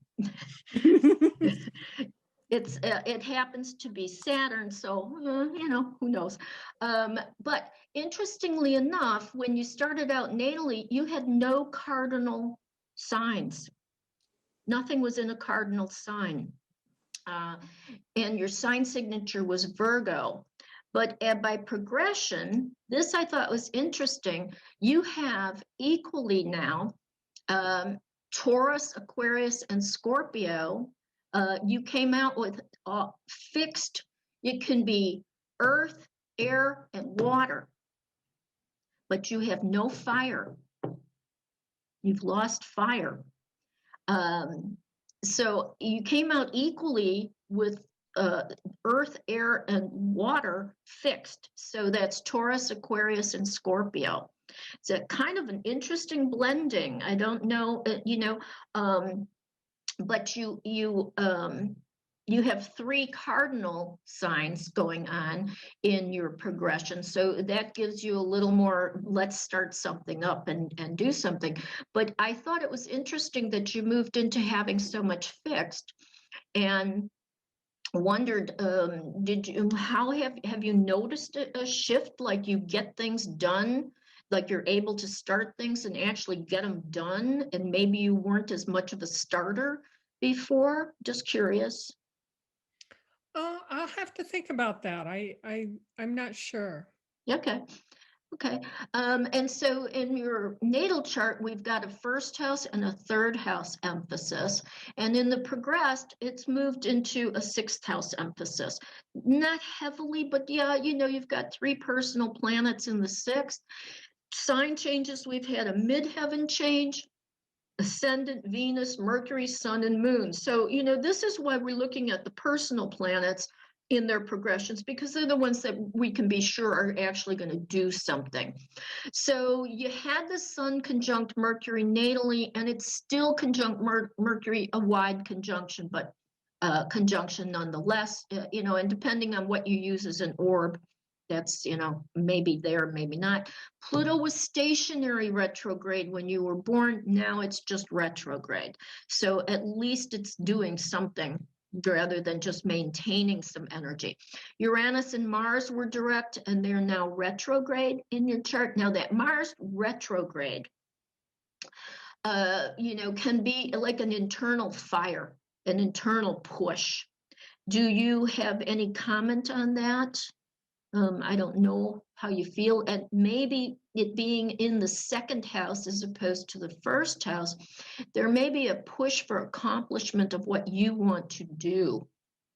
I would say that with the emphasis then on your 6th house too, this might be a shift in your daily life, that there's more going on in your daily life that you use to identify yourself.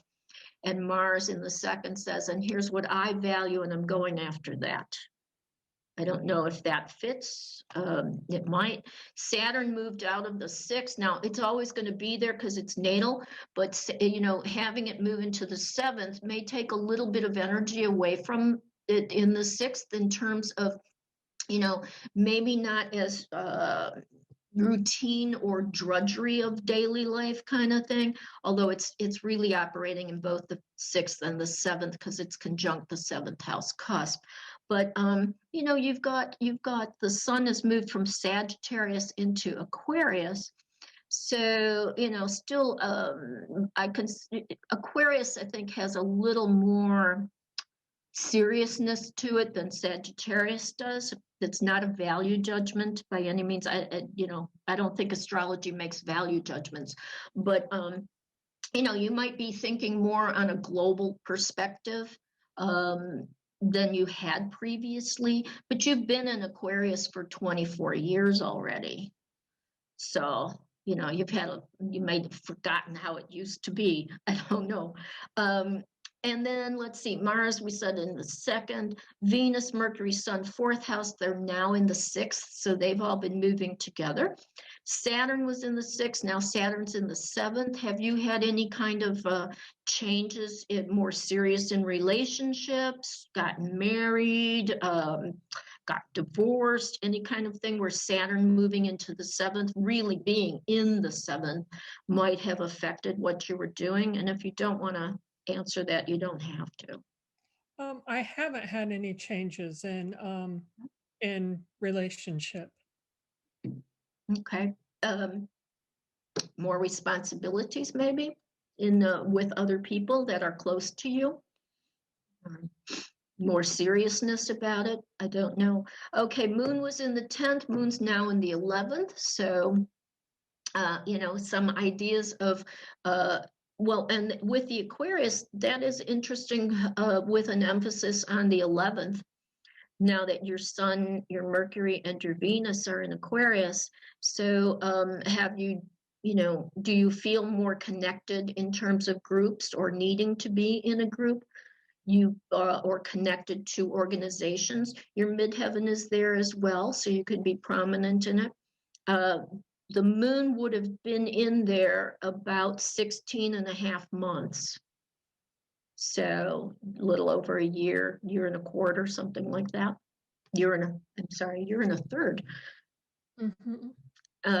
So have you found that you are more comfortable or more drawn on an emotional level? Because that's the moon in Cancer, progressed moon in Cancer. So the sensitivity is certainly there. That groups speak to you in a different way than they may have previously, or they call to you to connect. You could say, no, I don't have to be right. Yeah, no, I'm thinking about it. Also, this is such a strange kind of time that we've been in for the last year. It's kind of hard to say, really. Okay, well, some things to think about. Did you want to share anything, add anything, question anything? No, thanks for doing this. Okay, well, thank you for sharing it. Let's go on. I think, let's see, we have two more. Debbie, where's Debbie? Okay, Debbie, what an extrovert. I'm kidding. 4 planets above. That's not extroversion, but it's certainly more than everybody else has had thus far. But now you've got 2 planets above. So things have moved more into the personal realm for you. Because you've moved now. Sign signature was Pisces, moved into Scorpio, still water, but now it's a little bit of a harder water, so a little less sensitive, maybe even a little more protective of how you used to be. Because I find that Pisces, one of the issues for Pisces in life is that they don't have very good boundaries. And so they can be easily bombarded by everybody else's energies. You had a 3rd house emphasis. Now you have a 5th house emphasis. So, the ascendant moving into the 3rd house, that's relatively common by a certain age, but you've got an emphasis on the 3rd house a little bit too. But the Venus and Mercury and Neptune are now in the 5th, so a little bit of an emphasis there. The midheaven, Mars, the moon, Mercury, Sun, and Venus have all changed signs. We had the Sun conjunct Mercury where am I looking here? Sun conjunct Mercury in the natal chart in opposition to Saturn. Now, they have moved, and we've got Mercury is in Libra, the Sun is in Libra, this is really a recent shift. And so, that'll be interesting for you to comment, if you would, on anything that you've noticed, moving from a progressed Virgo Sun into a progressed Libra Sun, and very recently, if you've noticed any shifts with that. And now, the opposition from the Sun and Mercury to Saturn has moved out of that by progression. Now, something that I may not have mentioned either, and I'm sorry I didn't put it in this, is that if you have planets that are intercepted natally, they move out of interception by progression, and that can certainly open up, because here your moon and Mars were intercepted in Gemini, and they'd have to come through a Taurus kind of expression, which, anytime this happens, it's very difficult on the planets, because they can't express themselves as they actually are. They have to be somehow colored by what sign they have to come through. But by progression, your Mars and your moon have moved out of being intercepted. So the ability to express them has become easier. I don't know if anybody, and by the way, I'm just bringing this up because we talked about, I'm doing a 3-hour workshop on interceptions via Zoom on March 7th, if anybody is interested in doing that workshop. So let's see, we had Mercury was direct in your natal, but it is now oh, I'm sorry, we're still back at the sun. It was Sun and Mercury were in opposition to Saturn, but now the sun is sextile the moon and it is trine Saturn. So this is one of those situations in which we had difficulty in the natal, but now because of the progression, having a nice, easy, very helpful situation in the progressions, because here we have, and it's only going to get better because the sun's going to be trining, coming into an exact trine to Saturn in a little less than 4 years. Yeah. Right? No, just a little bit more than 4 years because we're at 25 minutes and this is 57. This will help to ease up some of the stress that is between the sun and Saturn natally. You were born with Mercury direct, but Mercury has gone retrograde and it's stationary retrograde. So that can be quite significant. I don't know, mentally, what your communication wise, how you're feeling, because this should be significant. Maybe you're working on things internally, not expressing them as easily. Maybe you're creating something, maybe you're writing something creative that only recently started to come out for you when it went stationary. We've got Mercury, Sun, second house. Mercury is in the 5th now, the Sun is in the 4th. Venus was in the 3rd, now Venus is in the 5th. And Mars, the Moon were in the 12th, and they were intercepted. I'm sorry, I didn't put that in here. But now they're out of that interception. So the ability to express them directly should be a lot easier. Mars is now in the 1st house and has been for quite a while. But that might have given you a lot more impetus to put yourself out there. And with a Cancer ascendant natally, you can go out there, but it's often uncomfortable in the beginning, meeting new people, going into new situations. And the moon is in the 2nd house. So we're looking at values. I'm sorry, it's cold in my house and I'm shaking because I'm cold. So Debbie, did you want to comment on anything? Sure. Regarding my progressed sun changing signs into Libra. Yeah. I mean, I haven't had any like romantic or dating type relationships, but I did just start a new career recently as a notary loan signing agent, and I've developed relationships with a title company, and I get a lot of my business through those relationships. So that, I have an 8th house Saturn, so it's other people's money, and that's what a notary loan signing agent does. It's helping people. And the natal 2nd house sun with, so you got that money polarity going on. That's very interesting. And then with the moon now in my 2nd house, conjunct the sun and my north node, I'm finding money is coming in easily, which is nice. Yes. I like very that. Yeah. Okay. Yeah. You've only been in the progressed Libra sun for a short period of time. I think it was August. Okay. But did you notice any change in how you felt about anything? No, because I knew it was coming. So I was like aware of it, but I didn't really notice anything. You said I've got 4 planets above the horizon and I'm an extrovert. Actually, I consider myself more of an introvert. I have a Gemini moon, so I could go either way. But it's really intercepted. So it doesn't express as easily as Gemini moon might, and the Mars too. So that Mars, and especially being conjunct your moon, you would expect you to be, boom, I'm out here with those emotions, and hey, it's Gemini, I can express them.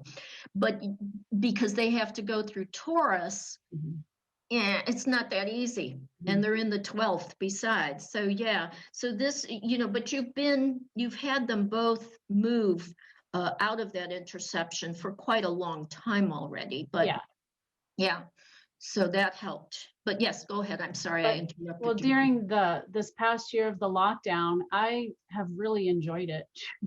I have too, but I don't know if it's my Cancer rising, but I like being at home by myself. Well, you also have the sun progressed into the fourth. Right, So exactly. yeah. And when I where do I go shine? out, I go into other people's homes because I'm a mobile notary. So I usually Mm. go to people's houses, have my Mhm. little bit of social interaction for 45 minutes to an hour, and then come back to be by myself, which is That's a nice Libra great. thing too, the social interaction. Right. Yeah. Yeah, that's nice. And your moon, your progressed moon was conjunct your sun 4 months ago, a little less than 4 months ago. So I don't know what happened 4 months ago, but That would have been like October. November maybe? November. October, Yeah. November in that time zone. Right. I was I had a part-time job at that time that didn't work out so well. It was with someone who was a Scorpio and her sun was square my sun. Mhm. That Yeah. was the second boss that his birthday was like the day before hers. So that was two. Oh boy. Yeah. My last two Yeah. bosses were like their sun square mine. And it's like, yeah, this doesn't work for me. I need to work for myself. Yeah. So, Yeah. Well, that's great. So things are good. yeah. Great. That's wonderful to hear. Yeah. Did you want to add anything or anything at all? No, it's been interesting. I've used progressions in the past. I haven't had some of the not rules, but the way to do it that you've laid out. So I find that helpful. And I have after all of these, I have a whole thing of a way to do everything. But we're not going to go through it, but you'll have it in the recording. Yeah. But I did make a list of all my degrees. Uh-huh. So I can see what I have. Yeah, happening. it helps to see that because then you can pick it out really quickly and easily. But you can have a lot of fun just looking at the bi-wheel. Yeah, right. Yeah, and that's a whole other perspective too. Sure. Well, thank you so much. Yeah, thank you. I We have appreciate one it. more. Maureen. Okay. All right. So Maureen. Yes. And by the way, I don't consider 4 planets above a real extrovert, but it's more. I have a friend who has all of his planets above the horizon natally, and I feel really sorry for him in this pandemic because he is. I mean, if we're walking down the street, I have to keep saying, you don't have to stop and talk to everybody because we have some place to be. Yeah. And he's asthmatic. So he is very conscious of not being in contact with anybody and he's not going out. And I've said, well, I can pick you up, you can sit in the back seat so you can come out. But he lives on the 52nd floor of a high rise in Chicago. And the problem is getting in the elevator where other people are. Right. So the only time he goes out is to buy groceries, and it's like I can see that mentally he's waning as time goes on. I feel really sad. We'll talk on the phone or something, but I am a Leo sun. Yeah, so I can he's a be Cancer sun, so gregarious and outgoing and all that, but I also like to be by myself. So. Yeah, no, Leo can be quite introspective. Yeah. I think we sometimes forget that because we're so used to thinking of them as being out there, which is I wish I had, some Leo to rely on, but, I don't. Maybe by progression. No, I'm never going to get the sun in Leo by progression. But anyway, Maureen. Yes. Hi. Hello. Great. Hi. So, you may have become more of an outgoing person as you now have 5 planets above, which is, if you have 7 somewhere, that's where it really becomes more of an emphasis on that. So I'm saying it's not that you're just, I got to be with people all the time, but you certainly have become more outgoing and maybe social, probably social, than you had previously. And your sign signature previously was Cancer. Now you too have come to cardinal, fixed, and mutable in your progression are equal. So we've got, you've come into Aquarius with that, and but the way in which you do things is very equal, cardinal, fixed, and mutable. So you can get things started, you can get them done, and you can sit back and analyze them as well before you move on to something else. But you have moved into Aquarius quite significantly. You have 7 planets or points in Aquarius. That's a lot. So, you may have, developed an emphasis on looking at humanity at large, or being involved in groups more than you used to be, or, whatever. You didn't have a house emphasis previously, but now you do in the 7th house. So also bringing you out into contact relationships more, and particularly close relationships. You've changed signs for your Mars, Moon, Mercury, Sun, Venus, Jupiter, Ascendant, and Midheaven. Fairly common to do. The Sun conjunct Mercury natally. Now it's conjunct Venus and Jupiter by progression. Very nice too. That's, the benefics. Who can beat those? Pluto was stationary retrograde. It went retrograde. But interesting that it was stationary for you when you were born. So, perhaps a real deep introspection. Then let's see, Saturn, Venus were direct, but now they're retrograde. So internalizing those energies more than you had. Mars was in the 3rd, it moved into the 4th. So maybe more energy around your home or family. Could be more arguments with the family too, but it's in Libra. It's not really powerful in Libra because it's in its detriment.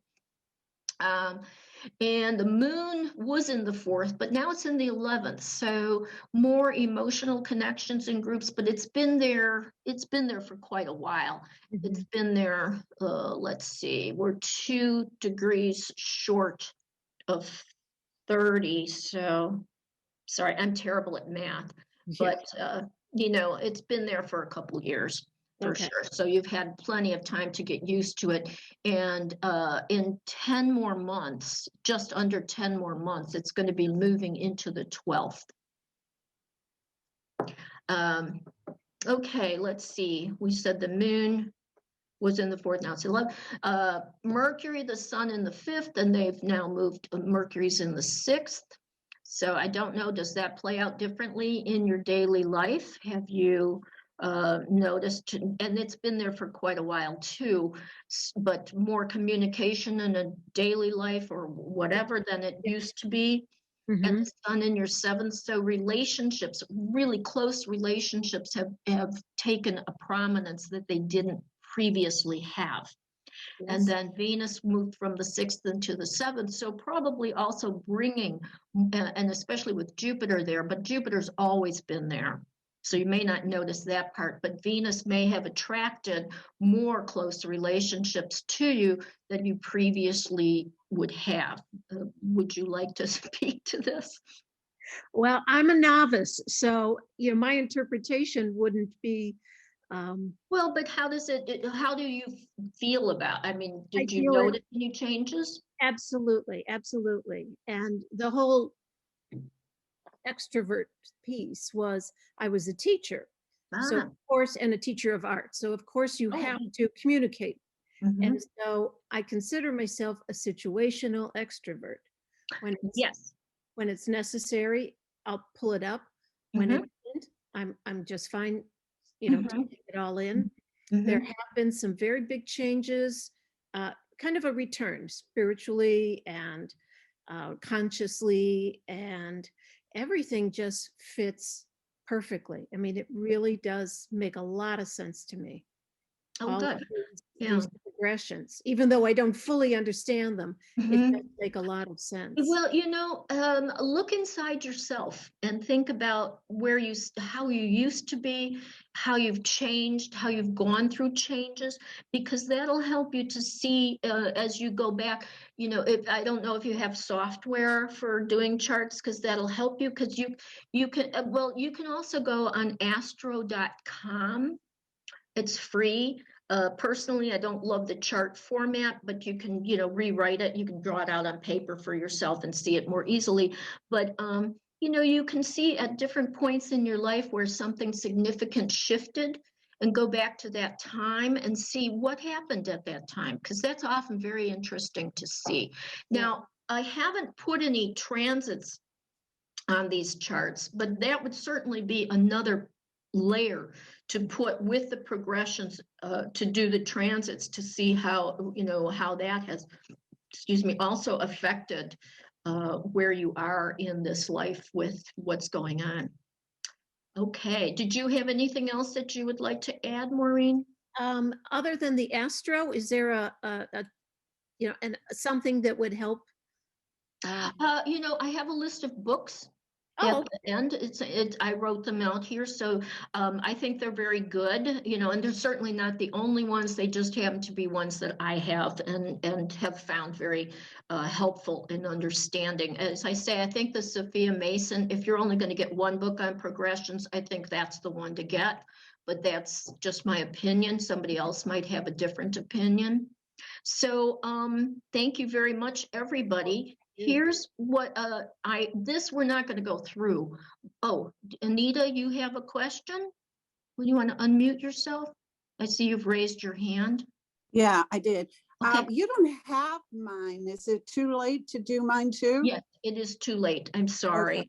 I'm sorry.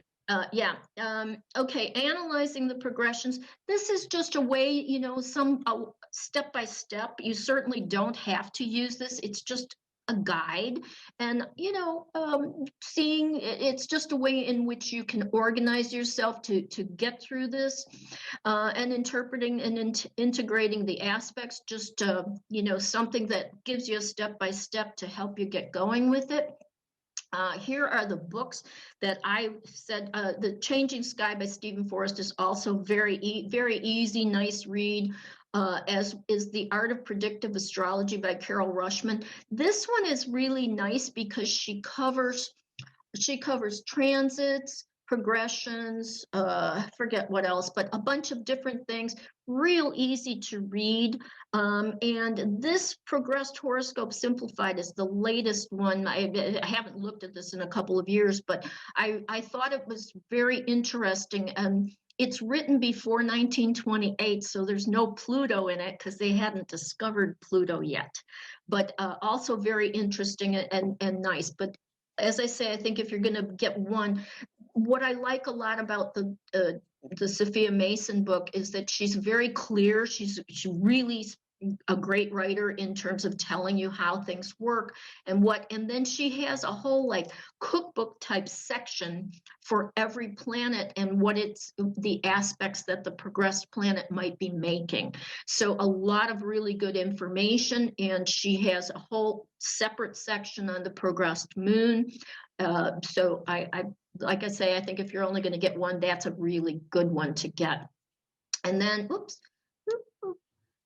just thank you. And here's my information if you would like to contact me.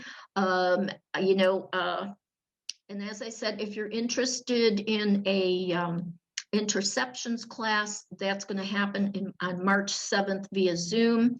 And this is my website, so you can check that out to see what's coming up.